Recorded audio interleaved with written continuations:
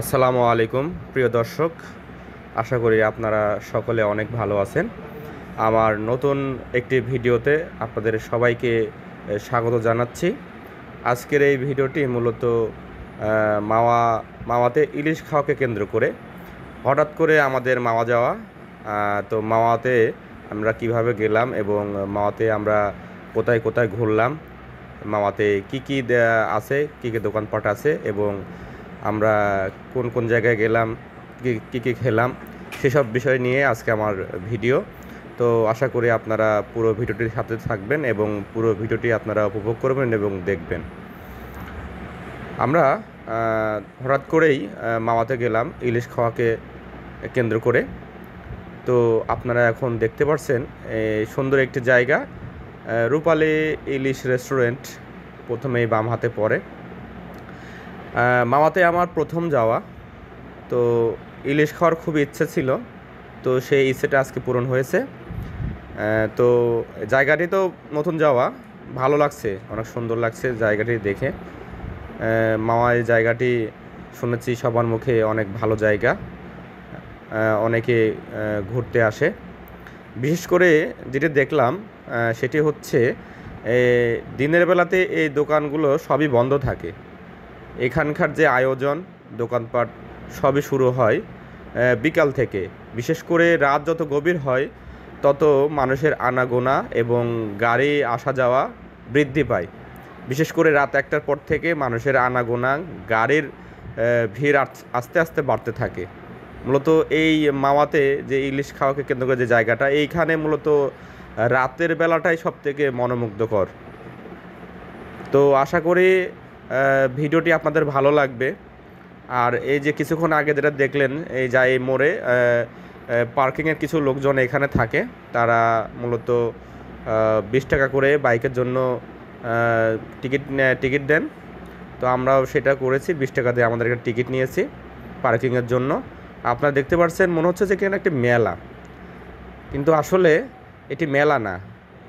মাওয়াতে যারা আসা যাওয়া করেন, যারা ঘুরতে আসেন বিনোদনের জন্য, যারা ইলিশ খেতে আসেন, এই এত মানুষের সমাগম এখানে ঘটে যে আপনারা না আসলে বুঝতে পারবেন না। অসংখ্য দোকান এখানে আছে, খেলনা, বাচ্চাদের খেলনা, বিভিন্ন ব্যবহৃত সামগ্রী সহ, খাবারের দোকান সহ অনেক দোকান এখানে আছে।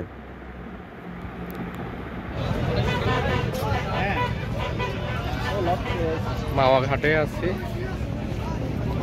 রাত এখন 11টার বেশি, তারপরও মনে হচ্ছে যে কেবল সন্ধ্যা শুরু হলো। এখানকার যে অবস্থা দেখে মনে হচ্ছে এসেছি ইলিশ খেতে। বেশ জাঁকজমক একটা জায়গা, অসংখ্য দোকানপাট এখানে আছে এই পদ্মা নদীর পাশে।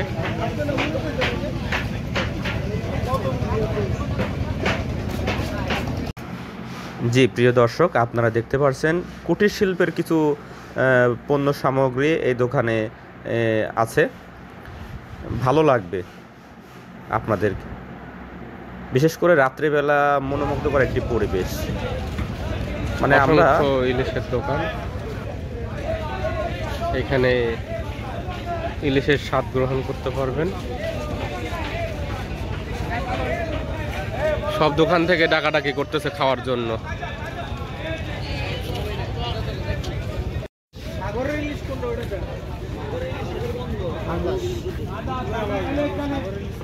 কোনটা খাবেন আপনারা দেখে শুনে খেতে পারবেন।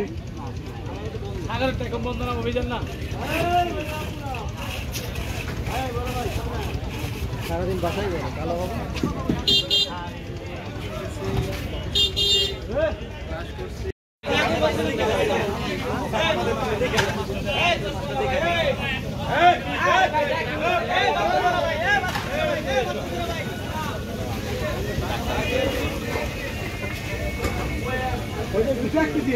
এই সেই ইলিশ,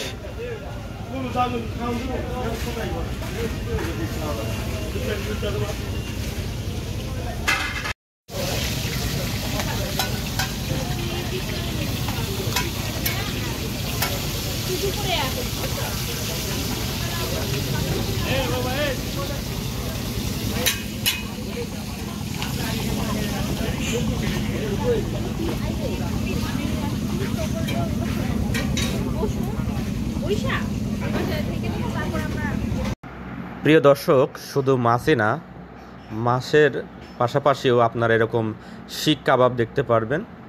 চাইলে আপনারা এগুলাও খেতে পারবেন। এরকম অনেক দোকান এখানে আছে। এটা রাতের পরিবেশ। রাত পদ্মার পাড়ে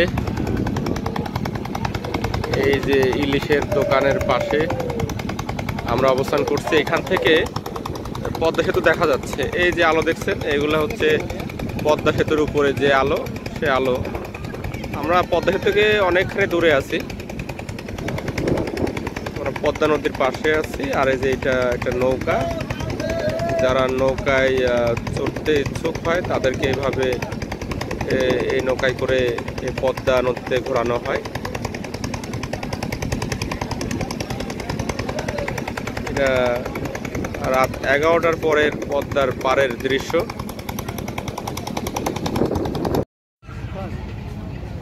এখানে দাদা ভাই juice bar and coffee house, সুন্দর দোতলা বিশিষ্ট একটি কফি হাউস মাওয়া।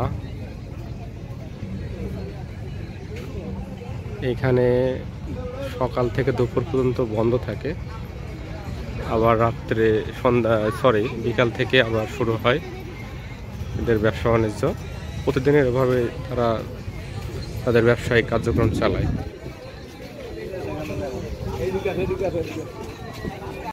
এখানে আছে চাপ সামলাও হোটেল অ্যান্ড রেস্টুরেন্ট।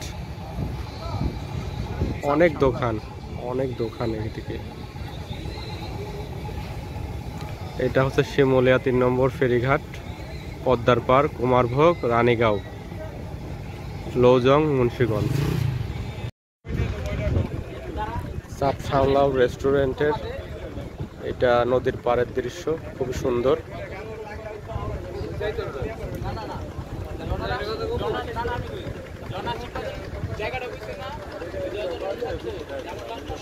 এদিকে অসংখ্য নৌকা আছে, তারা হয়তো যাত্রীদের নিয়ে একটু বিনোদন দেয়, নদীতে ঘোরাঘুরি করে।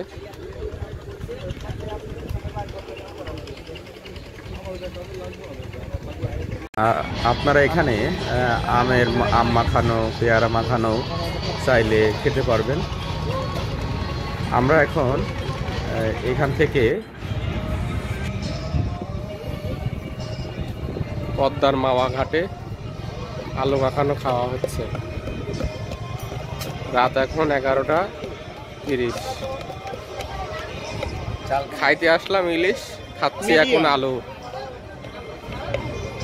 আলু মাখানো।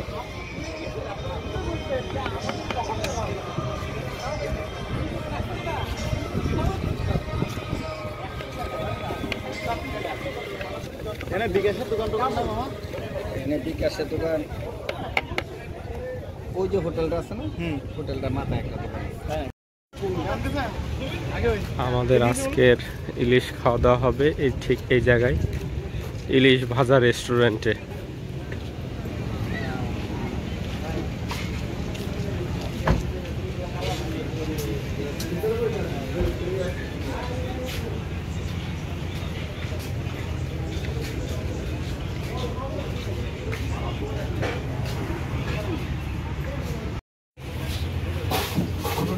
না বড় দেন, ছোট একদম বড়, একদম বড় দেখেন,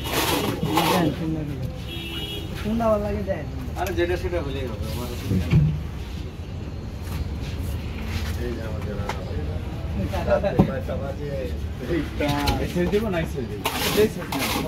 দুটো একই না আলাদা? ওটা বড়, এটা ছোট। আপনি যেটা নেন আপনার পছন্দের। 1 কেজি মানে 1200 গ্রাম, ঠিক আছে? 1 কেজি 200 গ্রাম। প্রিয় দর্শক, আমরা যে মাছটি বেছে নিয়েছি সেই মাছটি এখন ধোয়া কাটাকুটি করা হবে, তারপরেই আমাদের মাছটি ভাজা হবে। আপনারা দেখতে পাচ্ছেন রেস্টুরেন্টের দায়িত্বে যিনি আছেন তিনি মাছটি সুন্দর মতো পরিষ্কার করছেন।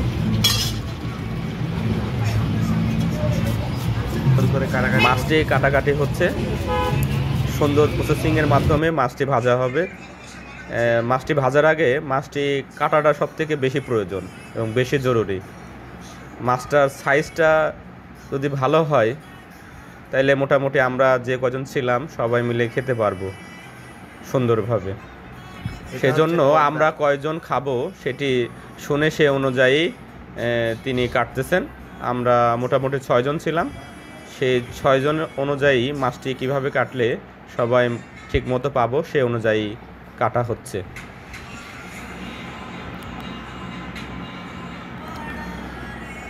সুন্দর মতো কাটাকাটি হচ্ছে। 6 জন মানুষের জন্য যে কয় পিস ইলিশের প্রয়োজন সে অনুযায়ী ইলিশ মাছটি কাটা হচ্ছে। মাছটি পরিষ্কার পরিচ্ছন্নভাবে কাটাকুটি করতেছেন। এইখানে মাছ চেনার ক্ষেত্রে অবশ্যই অভিজ্ঞ মানুষের প্রয়োজন।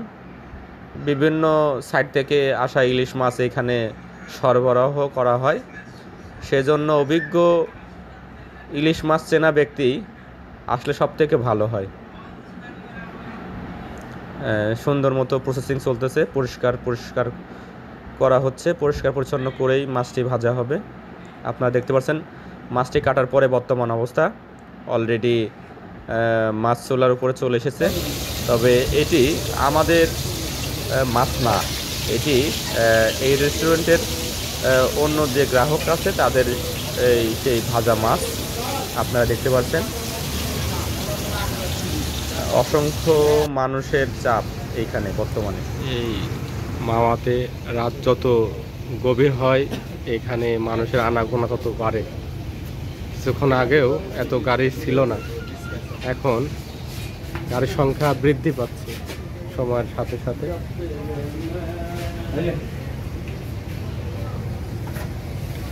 মাছটি কাটার পরে মশলা দিয়ে মাছটি মাখানো হচ্ছে। মাছের সাথে আপনারা দেখতে পাচ্ছেন বেগুন আছে, বেগুন কাটা, অর্থাৎ বেগুনের চপও করা হবে ইলিশ মাছ ভাজার সাথে। আপনারা দেখতে পাচ্ছেন বর্তমানে চুলাতে সরিষার তেল দেওয়া হয়েছে। এখন আমাদের যে ইলিশ মাছ আছে সেই ইলিশ মাছ এখন ভাজা হবে। দেখতে পাচ্ছেন ইলিশ মাছ সহ বেগুনের কয়েক পিস এখানে দেওয়া হয়েছে।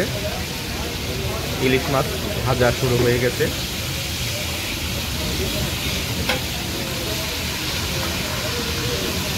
অসম্ভব সুন্দর ইলিশ মাছের ঘ্রাণ বেরোচ্ছে। হয়তো আপনারা ভিডিও দেখে বুঝতে পারবেন না, সরাসরি আমি রান্নার সামনে ছিলাম তখনই আমি বুঝতে পারছিলাম অসম্ভব সুন্দর ঘ্রাণ তখন আমি পাচ্ছিলাম। আসলে মাওয়া আমার প্রথম যাওয়া, খুবই ভালো লেগেছে। চাইলে আপনারাও আসতে পারেন। তবে এই জায়গাটি মূলত রাতের বেলাতে অসম্ভব সুন্দর। রাতের বেলাতে অসংখ্য মানুষের এখানে আনাগোনা। রাত যত গভীর হয় এখানে মানুষের চাপ তত বৃদ্ধি পায়। মূলত এই জায়গাটা রাতের বেলায় বেশি সুন্দর। দিনের বেলাতে বিকেল থেকে শুরু করে ভোর পর্যন্ত এখানে সব দোকানদারের বেচা কেনা, দোকানপাট খোলা, মানুষের আনাগোনা চলাফেরা এগুলা বৃদ্ধি পায়।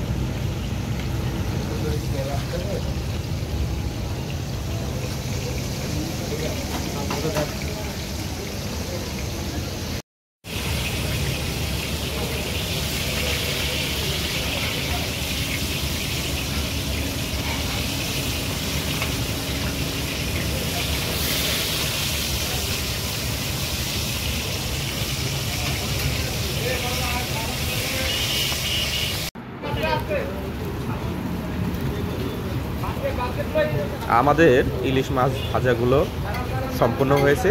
এখন পরিবেশনের জন্য তাদের প্লেটে ইলিশ মাছগুলো সাজানো হচ্ছে। আপনারা দেখতে পাচ্ছেন 1-2 পিস করে প্লেটে ইলিশ মাছ ভাজাগুলো পরিবেশনের জন্য দেওয়া হচ্ছে। অসাধারণ লাগছে, অসাধারণ মনোমুগ্ধকর। অনেক সুন্দর একটি স্মেল আমরা তখন পাচ্ছিলাম ভাজার পরে। আপনারা দেখতে পাচ্ছেন ইলিশ মাছ ভাজার সাথেও বেগুনের চপও আছে। দর্শক, আপনারা দেখতে পাচ্ছেন ইলিশের ভর্তা। ইলিশ মাছের যে লেজ ছিল সেই লেজ দিয়ে আমাদের জন্য ভর্তা তৈরি হচ্ছে। ইলিশের ভর্তা তৈরি হচ্ছে, সাথে কিছু পেঁয়াজ কুচি দেওয়া হবে। আর ইলিশের যে লেজটি ছিল সেই ইলিশের লেজ ভাজাটি দিয়ে এটি মাখানো হবে এবং ভর্তা তৈরি করা হবে। ইলিশ মাছের যে ভর্তাটা, এটাও অসাধারণ ছিল, অসাধারণ।